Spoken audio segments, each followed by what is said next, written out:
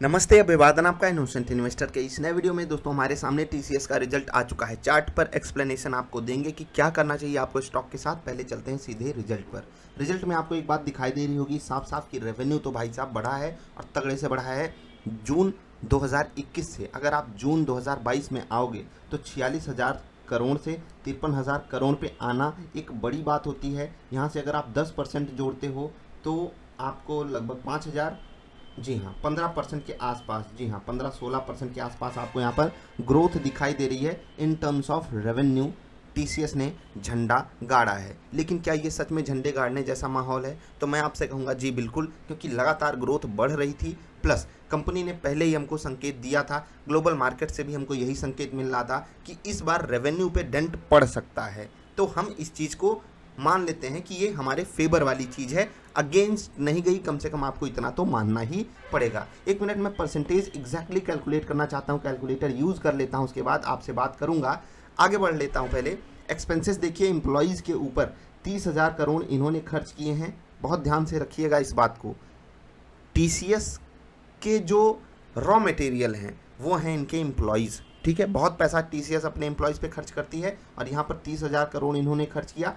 25,000 करोड़ से ये आंकड़ा बढ़ा है। इसका मतलब टीसीएस ने नई हायरिंग भी की है, लोगों की सैलरी भी बढ़ाई है। तो इसके लिए टीसीएस को शुभकामनाएं और मुझे ये आंकड़ा काफ़ी पसंद आया, ठीक है। फाइनेंस कॉस्ट स्टेबल है, डिप्रिसिएशन स्टेबल है, थोड़ा सा बढ़ा है, ठीक है। अदर एक्सपेंसेस यहाँ पर अगर आप देखोगे तो वो थोड़े से बढ़ गए हैं। अब ये अदर एक्सपेंसेस क्या हैं आप नीचे जा करके पढ़ सकते हो, लेकिन मैं इसको उतना बड़ा मुद्दा नहीं मानता हूँ, ठीक है। मेरे लिए बड़ा मुद्दा रहेगा ये रेवेन्यू, ये टोटल इनकम, क्योंकि टीसीएस के पास इसको बढ़ाने के कई सारे ऑप्शंस हैं। इवन हर एक आईटी कंपनी के पास इसको बढ़ाने के ऑप्शंस होते ही होते हैं। आप नई डील कीजिए, नए कस्टमर्स, चाहे वो इंडिविजुअल कस्टमर हों रिटेल सेगमेंट के, चाहे वो बिजनेसेस हों, आप उनको अपनी सर्विसेज देना चालू कीजिए। और यही टीसीएस या अन्य आईटी कंपनियां अच्छे से करती भी हैं। खैर आगे बढ़ते हैं। आगे आपको एक चीज़ एकदम साफ साफ दिखाई दे रही होगी जो कि है प्रॉफिट बिफोर टैक्स। 12,700 करोड़ यहाँ पर आया है इनको प्रॉफिट, क्योंकि जो टोटल खर्चा है वो 33,000 इवन 34,000 करोड़ से बढ़ करके 41,000 करोड़ आ गया है। अब ये खर्चा अगर आप परसेंटेज टर्म्स में देखोगे 10 और 20% के आसपास बढ़ गया खर्चा।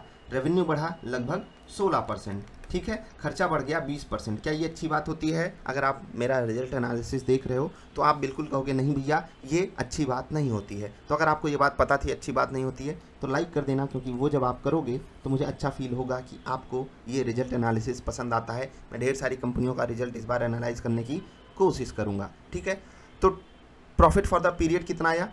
9,520 करोड़। कितना था? 9,031 करोड़। ये जून 2030 की बात हो रही है। सॉरी, वाह यार, जून 2030 में टीसीएस इससे बहुत बहुत बहुत पैसा कमाएगा। ये 30 जून 2021 की बात हो रही है और यहाँ पर आपको 2022 का डेटा दिखाई दे रहा है, ठीक है। तो ईयर ऑन ईयर बेसिस पे पिछले साल के इसी क्वार्टर में क्या सिनारियो था वो मैं आपको समझा रहा हूँ। यहाँ से अगर आप देखोगे तो ये 5% के आसपास का आंकड़ा बैठता है, ठीक है। 5-5.5% आप इसको मान सकते हो, ठीक। बहुत ध्यान से समझिएगा। रेवेन्यू बढ़ा 16%, खर्चा बढ़ गया 20%, प्रॉफिट बढ़ा केवल 5%। तीनों में ही अगर आपको एक चीज़ नहीं समझ में आ रही तो मैं समझा देता हूँ। देखिए यहाँ पर कंपनी का जो रेवेन्यू बढ़ा है वहाँ पर, चलिए आप मान लेते हो कि एक डेट फ्री कंपनी है, ठीक है। एक पॉइंट ये आप रख दीजिए, वहाँ पर 16% की ग्रोथ एक अच्छी ग्रोथ मानी जाती है। लेकिन जब आप इंडस्ट्री से कंपैरिजन करते हो तो टीसीएस यहाँ पर पिछड़ रहा है। खर्चे को भी ये कंट्रोल नहीं कर पाए हैं। बिल्कुल वो खर्चा भी ज़रूरी होता है एम्प्लॉयज़ के पीछे। ऐसी कंपनियों को काफ़ी पैसा खर्च करना पड़ता है एम्प्लॉयज़ के पीछे। तो ये भी चीज़ मतलब एक पॉइंट ऐसे कह सकते हैं कि ये भी अंडर कंट्रोल वाली बात है नहीं टीसीएस के लिए, कम से कम, ठीक है। टोटल एक्सपेंसेस बढ़ गए, ठीक, 20%। रेवेन्यू उतना नहीं बढ़ पाया। जो प्रॉफिट था वो मात्र 5.5% रहा। कुल मिलाकर के रिजल्ट एवरेज है या बिलो एवरेज है, मुझे नहीं पसंद आया, ठीक है। अब ओवरऑल मार्केट क्या मान करके बैठी थी वो मैं आपको समझाता हूँ। देखिए मार्केट ये मान करके बैठी थी कि जो टोटल इनकम है वो 20% के आसपास बढ़ सकती है, ठीक है। टोटल इनकम, खर्चे को मार्केट कुछ ज़्यादा प्रेडिक्ट करती नहीं है, लेकिन फिर भी ये मान करके बैठ जाती है कि हाँ चलिए सैलरी बढ़ानी पड़ी होगी, महंगाई बढ़ी है इधर उधर, क्योंकि सरकार भी जब बढ़ा देती है लोगों के डियरनेस अलावेंसेस तो प्राइवेट कंपनियों को भी बढ़ाना ही पड़ता है। ये हो गई इंडिया में बात, और इंडिया में इनके बहुत बहुत बहुत एम्प्लॉयज़ हैं तो यहीं पर चीज़ें काम करती हैं, तो उसका खर्चा इनको देखना पड़ा। और वो चीज़ें बहुत से लोग प्रिडिक्ट नहीं करते हैं, लेकिन मैं उसको भी मान करके चलता हूँ कुछ ना कुछ कि वहाँ पर कंपनी को अपने ऊपर डेंट लेना पड़ता है। ओवरऑल क्या आपके लिए एक बिलो एवरेज से नीचे का रिजल्ट आया है, तो क्या होगा चार्ट पर, मैं उसको डिस्कस करूंगा। पहले कुछ और पॉइंट्स डिस्कस कर लेते हैं। सबसे पहले तो मैं डिविडेंड की बात करूंगा। कितना है शेयर प्राइस? 3266। तो आधा % होता है 16, आधे का आधा % होता है 8। तो आपको मिल रहा है 8 रुपये का प्यारा प्यारा डिविडेंड। कुछ लोग कहते हैं 8 रुपये ये देते क्यों हैं भाई? कंपनी के बहुत से लोगों के पास, म्यूचुअल फंड्स के पास, कंपनी के प्रमोटर्स के पास करोड़ों शेयर्स होते हैं, तो उनको अगर 8 रुपये का डिविडेंड मिल रहा है तो उनको कई करोड़ गुणे 8 उतना पैसा मिल गया ना, वो उसका सदुपयोग करेंगे। आपके पास 100 शेयर हैं, आप सोचते हो हम 800 का करेंगे क्या, 800 का अचार डालेंगे क्या? नहीं भाई, वो उस एंगल से मत सोचा करो, कंपनी के एंगल से सोचा करो, ठीक है। बाकी डेट वगैरह जिनको जाननी है, जिनको लेना ही है डिविडेंड, नहीं हम TCS डिविडेंड के लिए खरीदेंगे, तो बिल्कुल यार आपको मिलेगा डिविडेंड। डेट वगैरह यहाँ पर पढ़ लेना, आप रिजल्ट में दिया हुआ है। अब एक बहुत इंपॉर्टेंट पॉइंट जो मैं अभी लगातार डिस्कस कर रहा था कि एम्प्लॉयज़ वहाँ पर कंपनी ने हमें खुश करके दिखाया है। टोटल इनकी जो वर्क फोर्स है वो 6 लाख के ऊपर गई है, तो इसके लिए मैं सच में ताली बजाना चाहता हूँ TCS के लिए। आई एम इम्प्रेस्ड सच में, मतलब अच्छा मुझे फील हुआ, क्योंकि TCS जैसी कंपनी भारत देश की एक हीरा कंपनी है, और इन्होंने 15,000 नए एम्प्लॉयज़ को ऐड किया। शुभकामनाएं इनको। Workforce continue to be very diverse. 153 देशों से यहाँ पर लोग काम करते हैं, और वुमेंस का यहाँ पर जो आंकड़ा है वो 35.5% है। Awesome, impressed by this also, ठीक है। रियलिटी में वुमेंस के साथ क्या हो रहा है वो आपने देखा होगा कि इनकी जो लेबर फोर्स पार्टिसिपेशन है लेस देन 10% जा चुकी है। TCS में 35%। इम्प्रेसिव डेटा है ये वुमेंस के लिए खासकर, ठीक है। TCS क्या क्या कर रहा है वो आप यहाँ पर देख सकते हो, लेकिन एक पॉइंट जो आपको बहुत ध्यान से जानने वाली बात है, बहुत ध्यान से पढ़ना चाहिए, वो ये कि TCS के समीर सक्सेरिया, ठीक है, जो भी नाम हो, जो कि हैं चीफ फाइनेंशियल ऑफिसर, वो क्या कह रहे हैं बहुत ध्यान से पढ़िएगा। यहीं पर आपको TCS की कहानी समझ में आ जाएगी। It has been a challenging quarter from a cost management perspective. Cost management समझते ना, खर्चे को हैंडल करने वाला, जो मैंने अभी आपको जो समझाया बात वही है। Our Q1 operating margin of 23% reflects the impact of our annual salary increase. यही बात मैं कर रहा था। The elevated cost of managing the talent churn and gradually normalized travel expenses, ठीक है, ये बात पे ध्यान दीजिएगा, normalizing travel expenses. However our long term cost structures and relative competitiveness remain unchanged and position us well to continue on our profitable growth trajectory। यहाँ पर अगर आप पीछे जा करके देखोगे तो जो ग्रोथ ट्रेजेक्ट्री है उसकी बात तो ये करते थे, लेकिन इस बार ये थोड़ा सा पिछड़े हैं। यहाँ पर जो कमेंट किया है इन्होंने, मतलब कह दीजिए कि रेशनल हो गए हैं, क्योंकि यार TCS जैसी कंपनी से तो हम प्रॉफिटेबिलिटी तो एक्सपेक्ट कर ही रहे हैं, एक अच्छी वाली प्रॉफिटेबिलिटी, एक इम्प्रेसिव प्रॉफिटेबिलिटी अगर आप कहते तो वो ज़्यादा बेटर रहता। खैर, यहाँ पर मैनेजमेंट सच में थोड़ा सा एक पॉइंट कदम पीछे खींच रहा है इस क्वार्टर की परफॉर्मेंस को देख करके। चीफ HR ऑफिसर बोल रहे हैं कि हमने सैलरी वगैरह 5 से 8% बढ़ाई है, इसी कारण ये चीज़ें हो गई होंगी, ये हमको मानना पड़ेगा, ठीक है।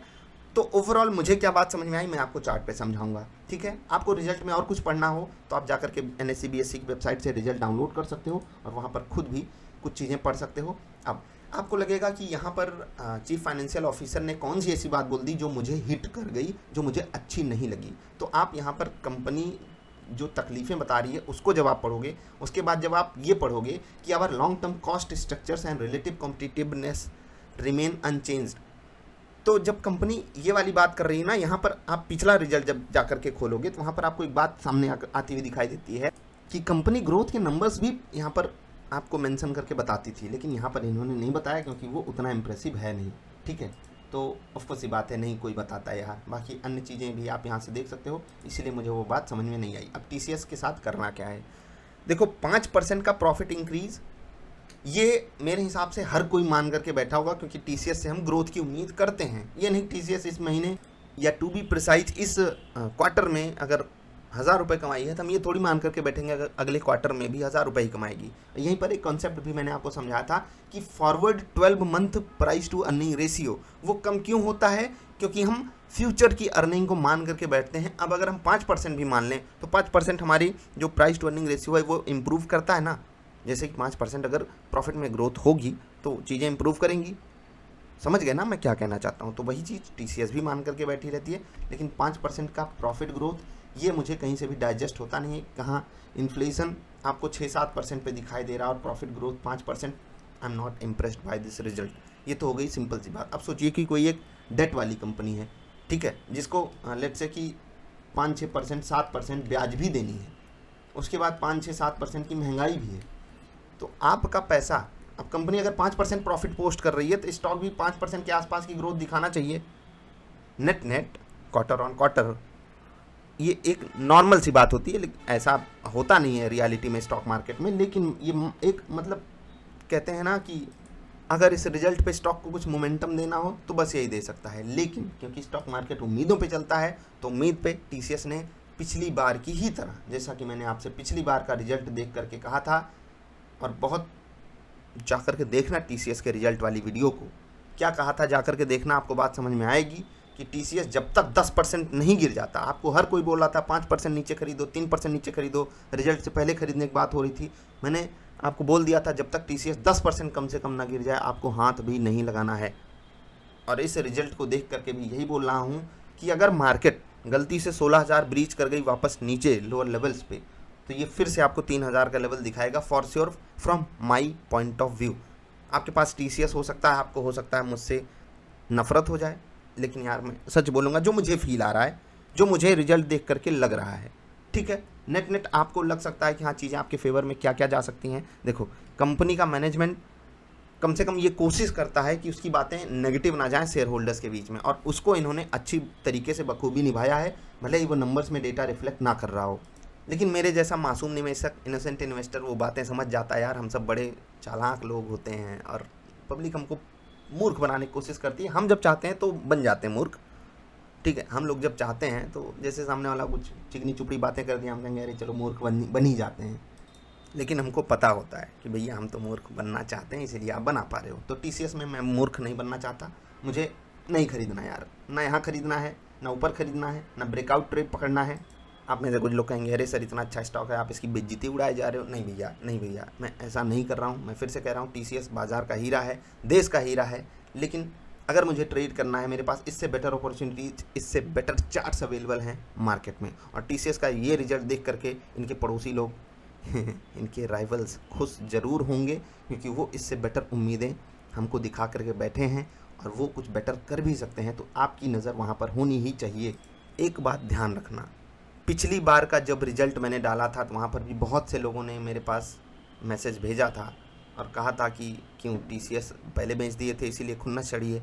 तो इस बार वो बात मत कहना यार। मेरे पास जो जेन्युइन डेटा होता है, जो जेन्युइन फील आता है, वही बात बताता हूँ। आप लोग कुछ भी एंगल ले लेते हो तो वो चीज़ मुझे अच्छी नहीं लगती। मुझे पता है ये करने वाले 10, 12, 15 लोग ही होते हैं, लेकिन उनके कारण पूरा मूड ख़राब हो जाता है। टेक्निकल चार्ट्स पे आपको कुछ पॉइंट्स बता देता हूँ मैं, बहुत ध्यान से नोट कर लीजिएगा, और ये पॉइंट्स आपके काम ना आए तो फिर कहिएगा, ठीक है। अभी 3350 का इसने हाई मारा था, हो सकता है एक पॉइंट ये भी हो सकता है कि मार्केट को ये रिजल्ट पसंद आए, भले मुझे ना पसंद आया हो। मैं तो इनोसेंट इन्वेस्टर हूँ यार। अब मार्केट हो सकता है इसको गैप अप दे दे यहाँ कहीं के आसपास। इन केस ये गैप अप आता है, सेलिंग आएगी। ध्यान रखना इस चीज़ पे, सेलिंग आएगी। क्यों आएगी वो आप जानते हो, ऑप्शन डेटा उसी तरीके का बन करके बैठा रहता है हमेशा। गैप अप में हमेशा एक प्रॉफिट बुकिंग आती है। इन केस न्यूज़ बहुत फेवरेबल ना हो, उतनी तो कम से कम मुझे नहीं लगता कोई मान करके बैठेगा इनके रिजल्ट को देख करके। लेकिन अगर उसके ऊपर टीसीएस जाता है तो 3450 रेजिस्टेंस क्यों बनेगा, यहाँ से आप चेक कर सकते हो। यहाँ से क्योंकि ये पहले सपोर्ट बना था तो ये रेजिस्टेंस बनेगा। उसके बाद यहाँ पर भी आपको 3600 पे रेजिस्टेंस दिखाई देगा, यहाँ से आप चेक कर सकते हो, यहाँ से आप चेक कर सकते हो। यानी कि बहुत अच्छा वाला रूम है नहीं इसके पास। और ये लेवल जो आपको बताया ना मैंने, वीकली कैंडल पे पिवट पॉइंट लगाना, आपको यहीं कहीं के लेवल्स मिल रहे हैं। तो रेजिस्टेंस पे रेजिस्टेंस आपके लिए अवेलेबल हो तो काहे ऐसे स्टॉक में आप पोजीशन अपनी बनाना चाहोगे। जिनके पास टीसीएस जैसा हीरा होता है और वो खुद को इन्वेस्टर बोलते हैं, उन्हें इस रिजल्ट से बिल्कुल भी आहत होने की ज़रूरत नहीं है, क्योंकि टीसीएस यही कहना चाहता था आपसे, दोस्त दिक्कत इस क्वार्टर में रही है, लेकिन अगले क्वार्टर में दिक्कत नहीं होगी। वैसे भी वीकेंड चल रहा है तो एक क्वार्टर में दिक्कत होती है पहले क्वार्टर में, उसके बाद दिक्कत सॉल्व हो जाती है। 1-2 क्वार्टर मान लो, उसके बाद फिर देखो कैसे मज़ा आता है। समझ रहे हैं ना? इस कमेंट को अदरवाइज मत लीजिएगा। अभी आपसे विदा लेने का समय आ गया है। जल्दी मिलते हैं। वीडियो देखने के लिए आपका आभार। पसंद आई वीडियो तो लाइक कर देना। अगर लगता है कि टीसीएस नहीं गिरेगा और मुझे गाली देना चाहते हो तो वो भी दे सकते हो। आपका अपना पॉइंट ऑफ व्यू, बिल्कुल मैं उसका सम्मान भी करता हूँ। कंस्ट्रक्टिव क्रिटिसिज्म बिल्कुल अलाउड है। आपका आभार। नमस्कार।